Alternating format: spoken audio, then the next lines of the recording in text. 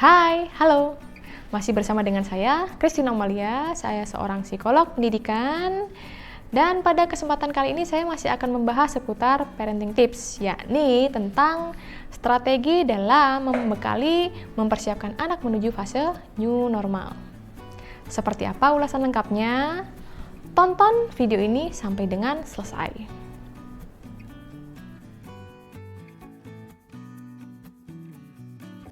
Istilah new normal mengacu pada perubahan perilaku manusia untuk tetap menjalankan aktivitas secara normal, namun ditambah dengan menerapkan protokol kesehatan guna mencegah terjadinya penularan virus COVID-19.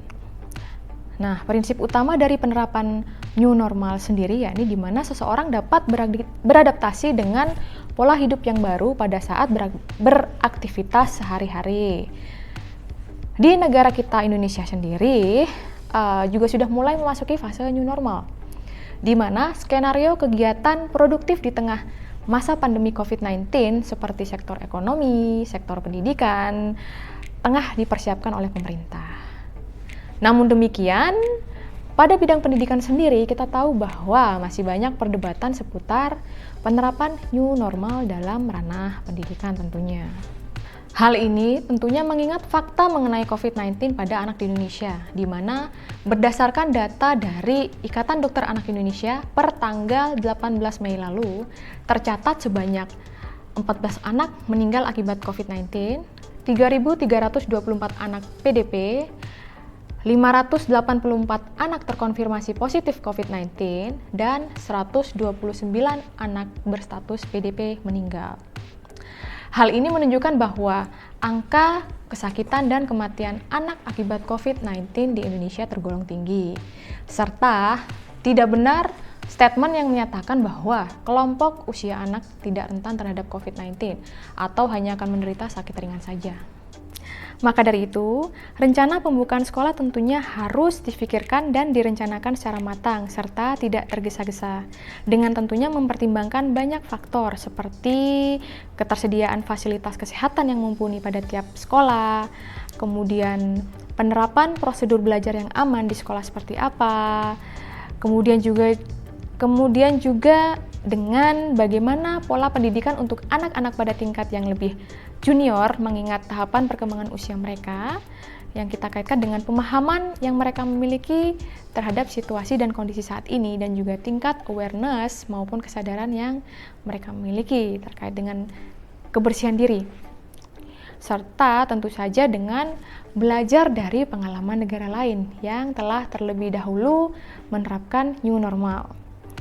Nah, sembari menunggu kepastian dari kebijakan pemerintah, berikut ini beberapa tips yang bisa diterapkan oleh orang tua di rumah pada anak guna mempersiapkan anak menuju new normal. Tips yang pertama yakni cek kembali pemahaman anak terkait kondisi saat ini. Nah, pada poin ini berikan pertanyaan terbuka terkait seberapa banyak yang mereka ketahui tentang kondisi saat ini dan biarkan mereka bebas bercerita. Namun demikian, untuk anak usia dini yang mungkin belum paham mengenai masalah ini, gunakan kesempatan yang ada untuk mengingatkan mereka tentang praktek kebersihan yang baik, tanpa kemudian justru menimbulkan ketakutan yang baru. Yang paling penting di sini yakni jangan meminimalkan ataupun menghindari kekhawatiran mereka.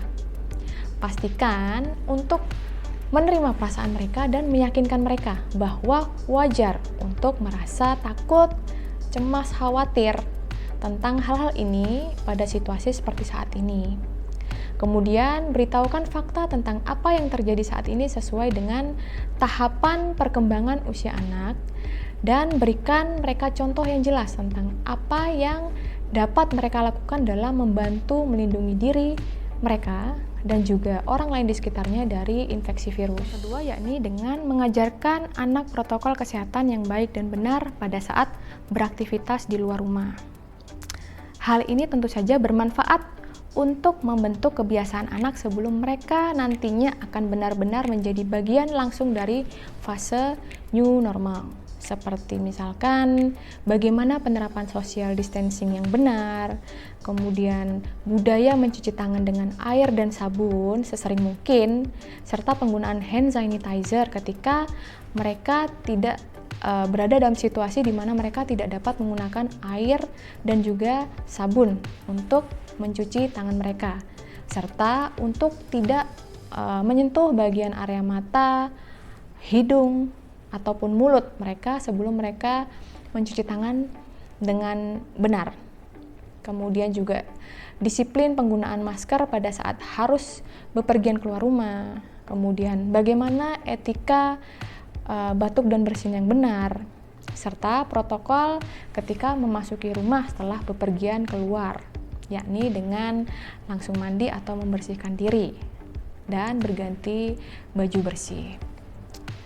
Nah, dalam hal ini orang tua tentunya merupakan role model bagi anak mereka. Jadi, jika sebelumnya Anda telah menerapkan disiplin protokol kesehatan tersebut dengan ketat, maka anak Anda pun nantinya juga akan meniru perilaku Anda tersebut. Yang ketiga yakni memiliki pemahaman yang benar serta terus terupdate informasi terbaru seputar COVID-19. Dalam hal ini, Anda harus memiliki pemahaman yang cukup mengenai informasi dasar tentang COVID-19. Hal ini termasuk bagaimana gejala dan komplikasinya, kemudian bagaimana virus tersebut ditransmisikan dan bagaimana mencegah penularan. Dan pastikan bahwa Anda tetap terinformasi tentang COVID-19 melalui sumber terpercaya atau yang memiliki reputasi baik, seperti melalui website gugus tugas percepatan penanganan COVID-19, serta bisa juga melalui website badan internasional seperti UNICEF dan juga WHO. Tidak lupa juga waspadai informasi ataupun mitos-mitos palsu yang mungkin beredar dari mulut ke mulut ataupun melalui sumber online yang nantinya justru akan menyesatkan. Karena dengan demikian, ketika kita memiliki pemahaman yang benar serta terus terupdate informasi terbaru seputar COVID-19, maka Anda nantinya dapat lebih mudah pula untuk memberikan pemahaman serta penanganan-penanganan khusus kepada anak seputar COVID-19. Berikutnya yakni menjadikan social distancing sebagai sarana dalam mengajarkan empati. Nah, fase new normal memang pada akhirnya akan membentuk suatu perilaku baru yang sebelumnya belum pernah ada, termasuk dalam hal menjaga relasi sosial yang baik dengan orang di sekitar dengan tetap menjaga jarak aman. Tentu saja akan ada perasaan tidak nyaman ketika nantinya seorang anak tidak dapat berkontak fisik secara langsung, seperti misalkan berjabat tangan ataupun berdekatan dengan teman-teman di sekitarnya seperti biasanya, sekalipun mereka telah dapat kembali bersekolah secara normal. Pada saat-saat seperti ini, Anda bisa mengajarkan empati dengan melalui cara menjelaskan pada mereka bahwa social distancing merupakan salah satu bentuk perilaku peduli dan menyayangi sesama.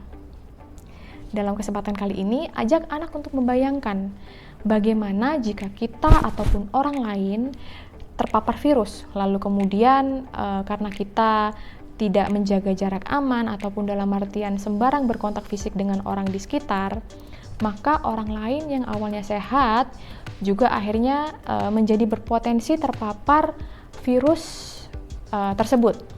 Nah, dan kemudian akhirnya menyebarkan pada orang lainnya lagi. Maka dari itulah bentuk kepedulian kita terhadap sesama, yakni dengan menjaga jarak aman. Dan jika kita dalam kondisi tidak sehat, ingatkan bahwa alangkah baiknya untuk tetap di rumah saja atau tidak bepergian keluar rumah. Jadi dalam kesempatan kali ini jadikan social distancing sebagai bentuk cara kita peduli dan mengasihi sesama. Kemudian yang terakhir yakni dengan membantu anak mengatasi stres yang mereka alami. Kita tahu bahwa pada masa-masa seperti saat ini, setiap orang berpotensi untuk mengalami stres, bahkan anak-anak sekalipun. Anak-anak sendiri kemudian dapat merespon stres dengan berbagai cara. Nah, beberapa bentuk perilaku yang dapat diamati pada saat anak merasa stres, seperti misalnya mengalami kesulitan tidur, kemudian mengalami sakit di perut atau di kepala, kemudian menjadi mudah cemas, perilaku menarik diri, menjadi mudah marah, menjadi takut ditinggal sendirian, dan lain sebagainya. Menanggapi reaksi anak-anak tersebut, orang tua bisa memberikan dukungan dan menjelaskan kepada mereka bahwa mereka bereaksi normal terhadap situasi yang abnormal. Dalam kesempatan kali ini, dengarkan segala ketakutan ataupun kecemasan yang mereka alami dan luangkan waktu untuk menghibur mereka serta meyakinkan mereka bahwa mereka dalam keadaan aman. Dan jika memungkinkan, ciptakan peluang bagi anak-anak untuk dapat bermain dan bersantai di rumah.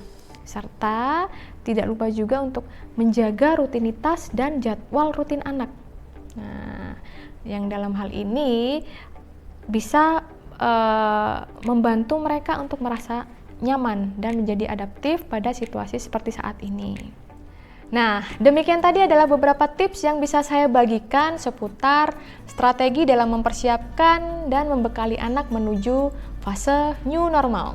Dengan harapan tentunya anak-anak nantinya bisa kembali bersekolah pada saat yang tepat dan situasi yang tepat pula dengan prosedur yang aman tentunya. Sekian dari saya. Jika Anda merasa video ini cukup bermanfaat dan memiliki nilai informasi edukatif bagi Anda, maka jangan lupa untuk subscribe YouTube channel ini, kemudian like dan juga share, serta berikan tanggapan Anda pada kolom komentar di bawah.